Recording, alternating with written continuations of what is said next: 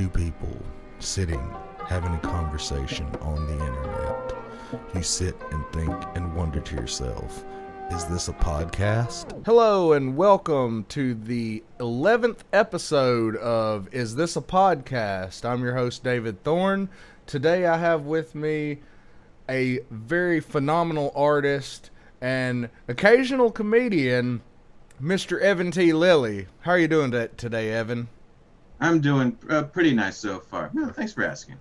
Hey, that's good to hear, man. So, go ahead and tell us a little bit about yourself, Evan. I know you're from Davis, correct? Yes, land of YOLO, south of Woodland, north of Dixon, and east of Winters. It's that place known for cows, bikes, and too many Thai restaurants. Too many Thai restaurants. Well, actually, no. There's not that many. Actually, I think the joke is too many frozen yogurt places. Okay. And again, you can say that about any place in California. So you've lived there your whole life for the most part? Absolutely, born and raised here.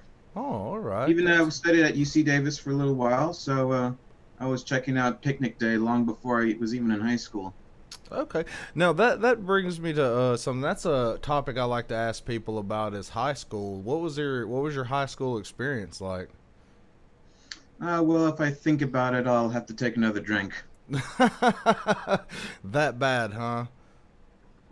Well, I wouldn't want to just say it was completely bad. Some good things certainly happened to it, but there's usually this thing where you're in the middle of the experience, you don't have an opinion or you think it's going well. But then when you look back, your opinion changes about it because your opinions, virtues, and values will sort of change with you. And then True. You might, yeah, sort of like how someone who's a big jerk in the past probably looks bad at it from now because they've grown up to be a better person. Yeah. I'm not saying I was the jerk back then. I think it was pretty much everyone else, though. No, I don't get that vibe off you like you were the jerk in high school, Evan. Something tells me that wasn't you. I know that high school was kind of rough for me. I was picked on quite a bit, but you know, I've made it through it. I grew up. I grew a beard. Nobody messes with me now. Yeah. Oh man. I don't want to mess with him. I might get it damaged. So I know that you do art. Other than art, what else is it that you do? Oh, well, specifically, I've been doing a little stand-up comedy on the side. Mm-hmm. I've also, of course, I enjoy some cooking at home. I'm also sort of, I'm what you would describe as a history buff. Mm-hmm. But of course, there's a huge difference between a history buff and an actual historian. Okay. Like history buffs usually do all the fun stuff, but historians have to do all the really dry research, cross-referencing, putting things into the correct perspective. Mm-hmm. The history buff is really just the guy who writes down the 17 interesting facts on some kind of like BS article page. Okay. Or maybe one of those like YouTube videos where they're constantly criticizing this movie for being too historically inaccurate. Definitely fun, but they're becoming a bit too numerous for their own good. They're sort of becoming like the a kind of sort of snobs, I'd say, historical snobs. Okay. Now, you say you're a history buff. What would you say is your favorite period in history? Oh, easy. I'd say early 1700s. Early 1700s. What about the early 1700s fascinates you? Well, a lot of it feels like really opposite because back then, if you imagine like what a man looks like today, everything was completely opposite. It was a guy who kept showing off his fine legs with those white silk stockings. Everyone has these weird wigs covered white. All the men are wearing platform shoes. And all the food you could possibly get had something nasty in it. Like they were putting a bathroom water in milk to make so they could sell more and expand their supply. The cheese was bad. Everything tasted like the knife that was actually cut it because like the metals would actually contaminate the food. Yeah. And this one fact I learned about recently, when they sold gin, it was a common practice for some bad guys to put turpentine in it to give it that extra kick. Huh. Yeah, Wow. and I use turpentine for oil painting. It's really bad. Well, I would not want to eat that decade. Oh yeah. Well, You got to think, I mean, they put just as much bad stuff in our food now, and they still get away with it. But back then, I guess it was just because of ignorance. Now it's because of greed. Maybe Yeah, back then, ignorance and greed, from what it sounds like. Because with the turpentine, that sounds pretty freaking greedy. yeah. But today you might get away with it by calling it marketing. Yeah, clever marketing. This comes with turpentine. Exactly. Tangeray with turpentine. Yes, you can drink it and also use it to get rid of grease on your machines. Oh yeah, that's hilarious. But also, it's the time period with a lot of my favorite artists and musicians. Now, who is your favorite artist from that period? Yeah, it's actually let's see. I'll say there's William Hogarth. He's sort of like the first guy to make fine art actually funny. Mm-hmm. Yeah, and there's like a lot of I got some example pictures of his. Like he made fun of like the aristocrats. He made fun of like the average people. He also made fun of drinking gin itself, because back then it was sort of like it was that time's equivalent of vaping. Now, gin, I guess it got popular during the 1700s. I think it got started popular at least in England during that time period. I think it started off in Holland. Uh-huh. I think gin is really just vodka with some extra spices like aniseed, and it tastes very different. Yeah. But back then, like when they first started selling it, you could buy it in the same quantity as you could beer. Hmm. So like, and if you imagine like how much more alcohol per cup that is, that's a huge amount. Oh yeah, definitely. I know my preferred alcohol usually is gin. I like gin. A lot of people don't like gin, but it's okay. It's not that bad. But that's interesting to learn that gin was that big of a thing, and your favorite artist basically made fun of gin because it was the vaping of the 1700s. Exactly, yeah. That is great. Like I love learning stuff like that. That's so awesome. And not only did he make fun of gin, he also did an opposite thing where he praised beer. Really? Now, no. Yeah, he has these two famous drawings. One's called Beer Street and Gin Lane, So, where you can see like this huge difference. One place, everyone's happy, working, like somewhat sober, but still productive. And in Gin Lane, it's like anarchy. Everyone's drinking gin, starving, selling their materials just to get another cup. It's incredibly scary, actually. wow, that's crazy. I never knew that gin was viewed like that back in the 1700s. That's definitely something cool that I learned today. I'm glad the guy only did paintings and not podcasts. Otherwise, they would be scary. Oh man, paintings and podcasts. You should do a podcast about painting, Evan. There are way too many out there on the internet so far. Well, there are way too many podcasts on the internet in general. I joke all the time that as a stand-up comedian, you're required by law to have a podcast, and that's why I have this podcast. Because if I don't, the government will come and take me to Guantanamo Bay and waterboard me. Yeah, but is this a podcast? I don't know. Is it? I'm not really sure. It's just two people talking, yeah. Yeah, it's just two random people talking on the internet. Is this a podcast? I question. It could be just an electronic version of Waiting for Godot. Most definitely. I've heard that you do characters at Six Flags.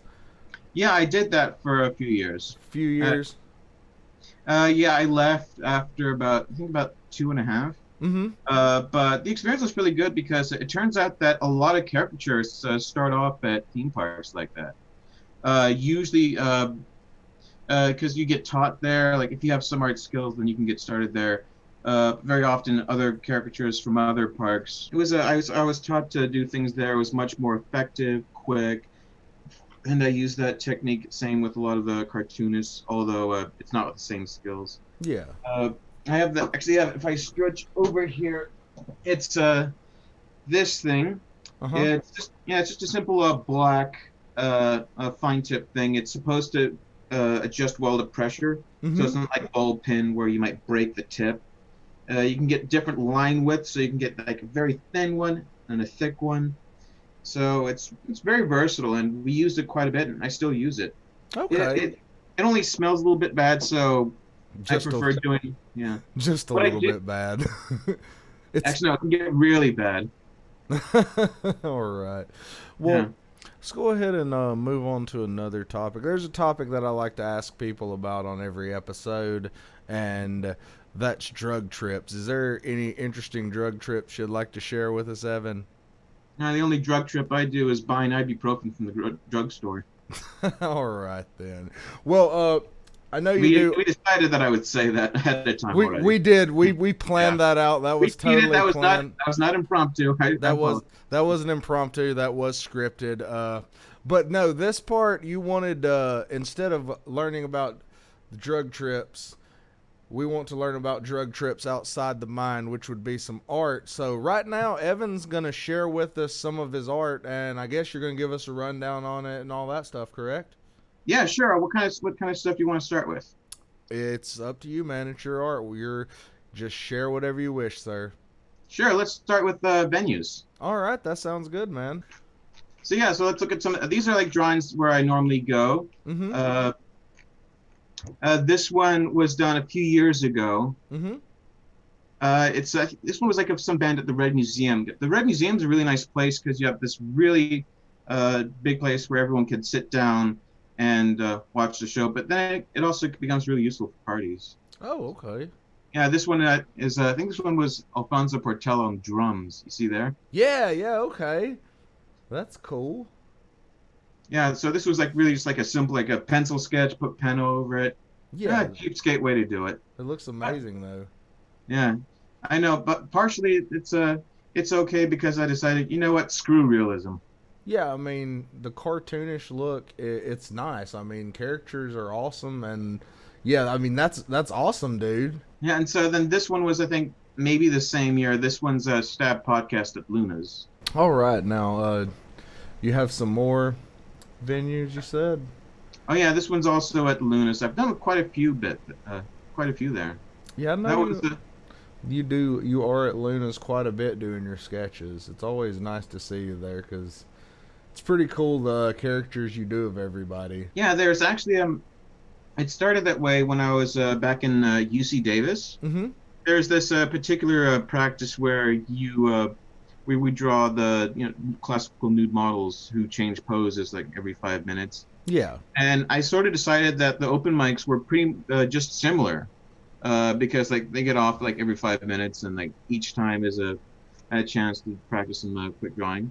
Uh huh. And that's partially what got me into the open mic scene That's cool. because it's basically just the exact same thing. Yeah. Except everyone's clothed and not naked. Except for that one time at Luna's where I dropped my pants. I don't think you were there though. No, That was like that did happen. That would have been my best painting yet. that was my first time ever at Luna's, and Jason Anderson at Luna's. That's very very detailed and good, man. Yeah, that was partially inspired by like that same like 1700s sort of style where you just draw like a whole shit ton of lines Yeah, all everywhere, and then you get these different shades. that It is is. incredibly labor intensive though. Oh, I'll bet, man. That's cool though. Now let me see if I can point some people out in the audience. Is that one guy looks like Ellis down there in the corner in the front table, but I could This guy? That guy, yeah. That looks like Ellis to me. Is that Yeah, it? I've drawn him before. I'm pretty sure that's not him. He has a much stronger neck. He does? Okay. I Yeah. was just like that looks like Ellis to me, but I could be wrong. Yeah, the only person I can actually there are only two I can recognize in this Uh-huh. picture. It's Jason here and Michael Sell in the distance. Oh, Mike Sella. Not on the list. I know that feeling all too well. That must be at Comedy Spot.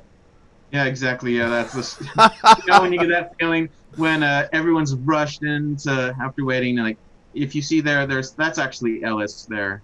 Oh, that Uh, is? Yeah, and everyone's just like rushing out so they can go back outside to smoke, I suppose. Oh, yes. Go outside and not- smoke or just stand around and chat. And there's this one person just desperately looking to see, like maybe it's the legibility. I have to look I harder. don't know. That is amazing, man. Yeah, this one's about like 3 by 4 feet. That is beautiful. That guy looks like he already knew about COVID before it even happened in the blue shirt. He is that a premonition piece? No, it turns out like the picture was actually taken from a photo on Facebook. Uh-huh. But when I looked at it for the first time, I just thought that, this actually looks like one of those old classical bands where everyone has these weird artificial poses that are still somewhat expressive. And I liked it so much that I decided I would like spend like the next 6 months trying to make this. Oh wow. I mean, I haven't seen the original photo, but I bet you nailed it, man. We have Ryan King here. He's the one like with the orange pants. Mhm. There's Jack. I think it's Jack Brown. Mhm. Yeah. On the hat it says Sponte Gaudium, which is just like sort of a Latin reference. And here's the big trophy that Okay. no one actually gets to keep. I mean, like they just pose with it and they can't take it home. And here's just like a quick napkin thing I like to do. Like napkins are fun to do like really quick sketches. And Yeah. one thing I admit that I probably shouldn't do is where I'm in the middle of a conversation, I kind of don't feel like I have anything to say, so I just like get something and start drawing real quick. This place, I think I don't know, the Blue Lantern, I think. I've I think been there once, but not for anything comedy related. yeah, this one was done by hosted by Moni Cedi. It's a burlesque show. That is cool. Burlesque is one of those things that's neat too. I would like to go to a burlesque show. Yeah, and this is another like scene behind the curtains at Comedy Spot. That's cool. And you're doing the lines like you did in the one of Jason Anderson at Luna's. That's pretty neat. I've Yeah, I heard decided about to do this one because like usually this area is like off limits to guests, and it always feels like mysterious. Everyone's wondering, oh, what's going on back there? it. Yeah. It's where Is it orgies, human sacrifice, all of the above. or is it just props that they haven't found a place for? And see, this is also Red Museum. This one's also the Red Museum with Sal and Shahara like doing the hosting. I think it was the some I forgot the name, but I think it's I think it was canceled or they stopped doing it recently. Mhm. Let's see. Then there's the Cafe Colonial. Have you been there yet? No, I have not. Oh yeah, this one's on Stockton Boulevard. Okay. Yeah, this one was actually another one of those parties where it was incredibly crowded, so I could only like draw like really small things. Okay. That's cool Like though. here you can see the band performing, like a huge audience, and there's me doing weird dances. Oh, that's awesome. The one thing where I look, like a weird spider there. That Oh, and is this is at the Sophia's and Davis. okay. That's very nice too. Is that painting or is that chalk? That's oil. Oil. Okay. That Yeah, that was when I was sort of like still like struggling to learn how to do it better. that still looks good, man. That's awesome. So you said you had some of the portraits that you've sketched of people at the open mics, because I know that you do a lot of those too. Now let's see if we can guess who that is. Okay. I'm gonna say Jason Anderson. Yep, that's Jason. Okay, now I don't know who any of these people are because they're in outfits, so I Yeah, wouldn't. that was the squad patrol. Okay. Yeah, they're doing this Revolutionary War theme. That was probably the only time I ever wrote a sketch that got performed. Oh wow, that's cool. Yeah, but they also like one thing that they didn't have many costumes for the event, so I sort of just like drew some that they Okay. couldn't really actually have for real. Okay. So they got all the swords, muskets, wigs, and except this guy who was seen to be some kind of patient befuddled by what's going on. Okay, all right. That's neat. I know who that is. That's Alfonso Portela, correct? Yeah, Okay, yeah, that's definitely Alfonso. That is a good picture, man. yeah, that was a particular method that I was trying to learn how to do. Not very easy, but I was sort of pleased with how far it got. And Yeah. he told me that he now puts it open in the bathroom to creep out guests. That is definitely awesome, dude. Yes. Okay, can you guess this one? Oh, that's David Samuel right there. Yeah, that was like one he also did at the. Actually, I don't know where the heck he did that, but wherever it was, it made his skin look incredibly purple. Is that Ellis? Yeah, that's got to be Ellis. That's a that's a good picture. Yeah. And for my next bit, I'm gonna get you Wesley Webbit. I don't know who that is. That's Yeah, I believe that's Stephen Ferris. Oh, okay. Now that you say that, I can see it, but I've never seen Stephen Ferris with a full beard. So. I kind of get the feeling this is David Samuel. I could believe that. Yeah, except his hair is covered with bananas. It looks like Sideshow Bob. Yeah. Oh, I don't. Santa Claus? Close. Ethan Albers. Real? Okay. Now, if you would have had a beanie on him, I would have been like, "That's Ethan." Yeah, he mostly has the beanie on. Yeah, he has that trademark beanie that he usually wears. That is Caleb Duffy. Yeah, absolutely. 100%. That's Caleb. That's Johnny Taylor. There we go. Is that oil painting of Johnny Taylor? Yeah, I actually did a live oil painting live stream where I was doing this, and like Johnny Taylor actually told me that he said, "Oh, this looks nice. Oh wait, I think that's me." That's funny. Yeah, it sort of looks like there's like firecrackers for Christmas is happening right behind him. Yeah, but it's awesome, dude. That's pretty good. I know who that is. That's Jason. That's Jason B.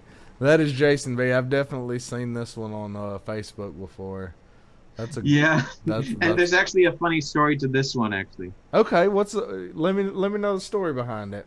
Well, what happened was there was a plan where we were going to be on the Stab podcast together, and I decided that I was going to give this painting to him during the show.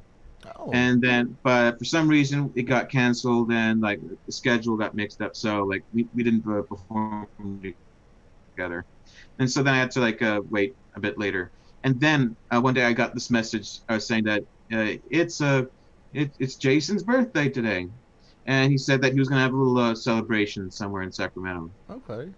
So I went there to this bar. I didn't see anyone in the party there, and then I looked at the invite again, and it turns out it was from the day before. Oh wow. That sucks. It was very embarrassing. And the thing is, I was going to make a joke where I had the painting like hidden underneath my shirt in the back. And I would like when I say, "Hello, Jason, here's the present." Then I yank it out and give it to him. But instead, I was just this weirdo in the bar with a weird thing stuck in the back of his shirt. So I really made myself look like an idiot. And yeah. And this is how he thanks me. Yeah, that's just a self-portrait here. Okay. That's awesome. Now, this is me in high school. Okay. No. I see Ben Rice for sure.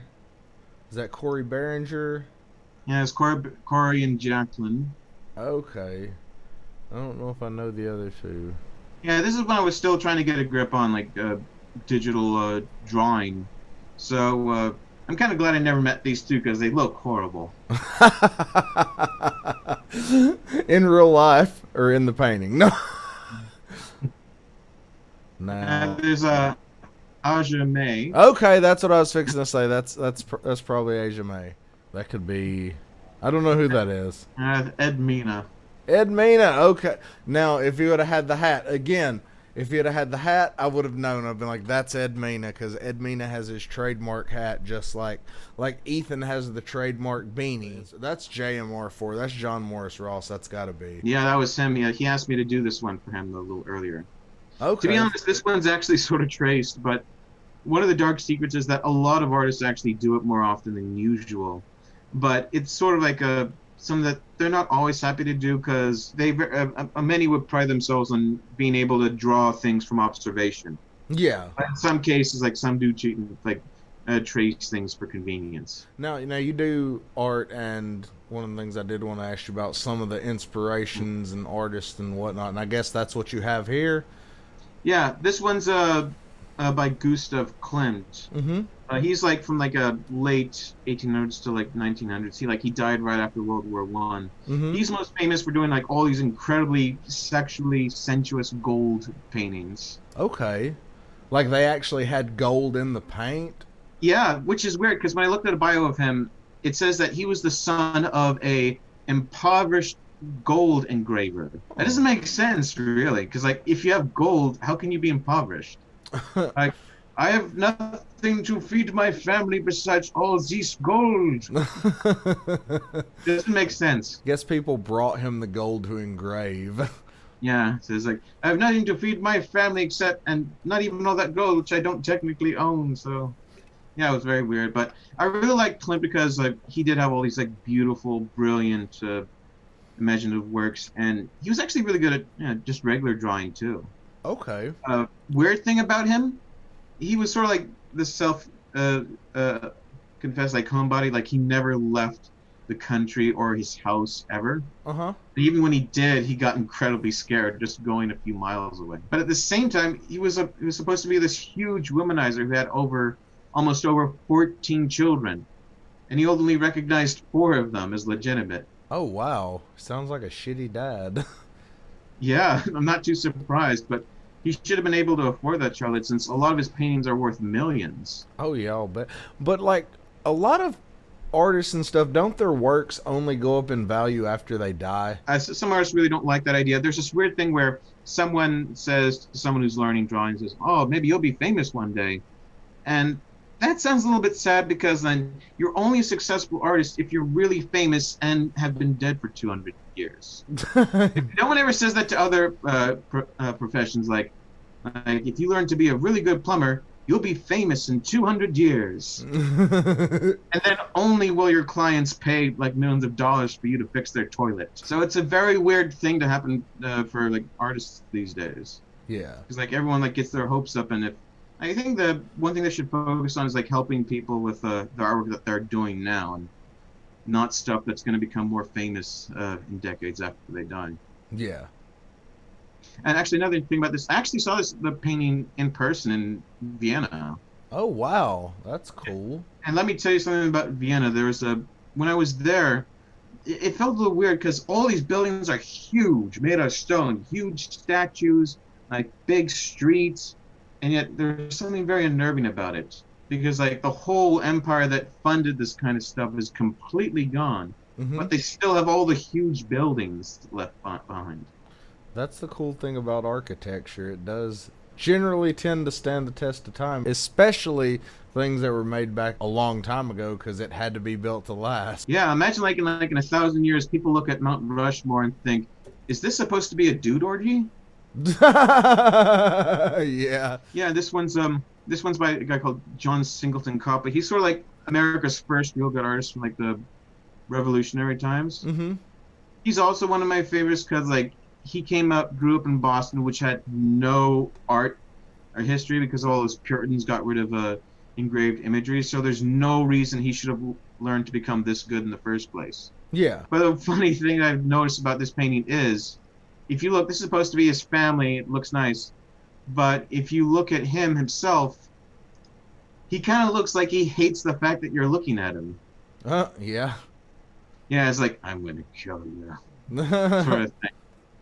And this is supposed to be like his father-in-law, and that's one of his daughters. Okay. But the weird thing is, his father's looking away with this stoic, stone-eyed stare, and he's not looking at the baby at all. Like he's trying to pretend it's not there. Yeah, like that is a man who does not like babies. And then another weird thing is that there's one of his other daughters there. She's giving the exact same stare like he is. Yeah, like I guess like father like daughter. Yeah. And it's one of the weird. It seems to be like at the same time very well done, but also incredibly creepy. Okay. Yeah, at the same time. I feel like I've seen a picture similar to this at the Crocker for some reason, but I know that one's not at the Crocker, but it looks very familiar.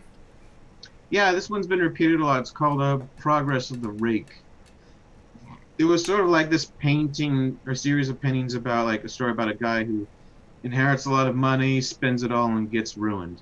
Ah, I think basically it's sort of like a 17th century millennial, okay. or at least like a bad stereotype of it.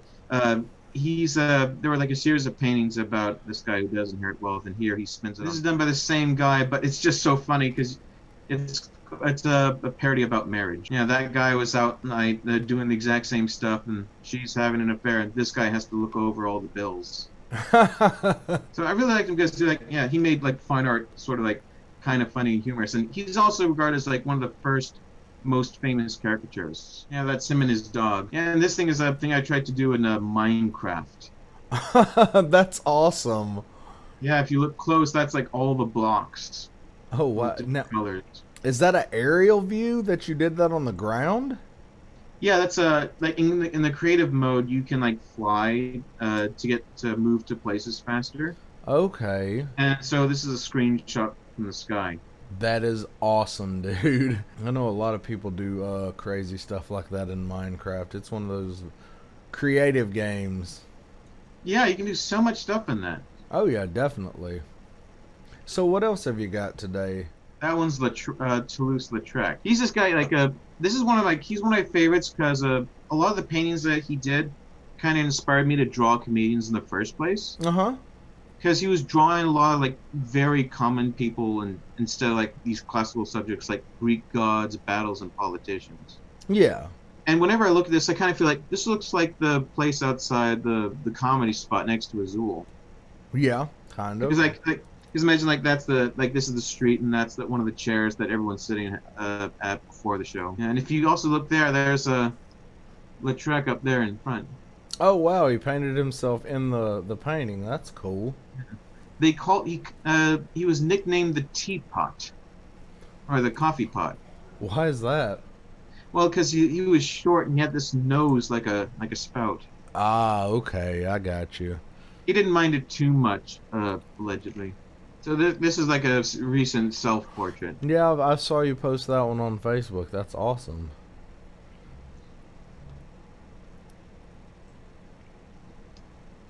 And this one was like Taylor Evans. Actually, an interesting thing about this was like the first oil painting I did, like after a long like a decade of not painting at all. Oh wow, that's Like he was like the first comedian I ever painted, and like first oil painting I ever did in a long while. So, like he was patient zero. not painting for 20 years and then pulling out something like that, dude. You have, like as I've said before, you're very talented, sir. There's Wino, Oh, wino. with his hands down his pants and his other hand going moi. It's like Napoleon Bonaparte. Yeah, the guy's got. You can do so many paintings of him because he's like this is a very interesting character who's usually doing these like crazy things. And this is my coronavirus painting. Mainly, nothing to do with corona really, but it's just because I was stuck doing it while during the quarantine. Quarantine painting. Very nice, man. Very nice. Yeah, it's just a study from like an old 17th century things. This one was pretty new actually. That's Saul Trio. I've saw Saul and Connor. Yeah. I know the little, what was it? The little video they posted on YouTube. I saw the video where he did the thing about the flaming hot Cheetos, and then I saw you did that. This honestly, it kind of almost reminds me of Starry Night. Yeah, because it's got the same sort of like colors and like patterns. Yeah. I mean, it's neat. That's like when I saw it, it was like that kind of reminded me of that painting because I know a little bit about painting, but not a lot. I took art in college the semester that I went. Yeah. That should be Solly Night. Soul Night. Oh, Solly Night, the brides are brightly cheesy. So yeah, that was one. I think that's pretty much Oh, those. Yeah, these are the ones with you actually. Now that I recognize that one. That one's I think I have that one on my phone. Most definitely. Now I know the second one, the one down from that. I use that logo on everything, and I thank you for making that logo. That's the logo I use for everything because it's awesome. I know. Yeah, this one I was learning just how to use Adobe Illustrator and also learning like logo design. Yeah, I But mean, that's in awesome. the end, it sort of looks like your beard can fly. Yeah, it kind of looks like I have a squid head and the beard. Yeah, I could fly with my beard, but it's awesome, dude. It's freaking amazing. And I know the little animation that you made that's at the beginning of this video. That's made by Evan, so I give him 100% props to all this stuff because thanks for making it. It's awesome, dude. You're welcome. It's nice to be part of the community here. Dude, like, I'm so glad you're a part of the community. Like I said, every time I see you at the mics, I remember this one. I remember when this one was made. This one was at Simon's after an open mic at Luna's, because there's Ethan, isn't it? Mike Sella. Oh man, I'm trying to remember who else is there. Jamie Fernandez, I'm pretty sure. Yes, Jamie's there, and there were a couple other people, but I can't remember who they are. But I know that that's definitely Ethan. Yeah, because he's got the beanie and the beard this time. Oh yeah, definitely. Yeah, so like I think I remember the drawing that I did before that, but I think this one was better because I still got to draw everyone with a slight caricature style. Although I didn't really have much to say, so I went back to my bad habit of just drawing instead of talking. Yeah, I remember that night though. That was a while ago. It was probably over a year ago. Possibly, yeah. Yeah. I remember that one. That's when I got my Ushanka. Yeah, this one sort of looks like you're one of the actors in Fargo. Yeah. Those are comfortable hats. It's the warmest hat you could ever get. I highly endorse it's a warm hat, don't you know? Oh yeah. So yeah, those like all the pictures. All right, dude. Hell yeah, man. Thanks for sharing those. Who are some of your favorite comedians in the Sacramento comedy scene? Let's see. Some of my favorites were David Samuel. Really enjoyed some of Parker Newman's stuff. Oh, Parker's hilarious. Yeah. Then there's Ellis Rodriguez. He's pretty good. Yeah, I like Ellis a lot. He's a good dude. I also admire some like Stephen Ferris's stylings. Yes, he's hilarious as well. He cracks me up. Yeah. And Ethan Alvin's he's got the power.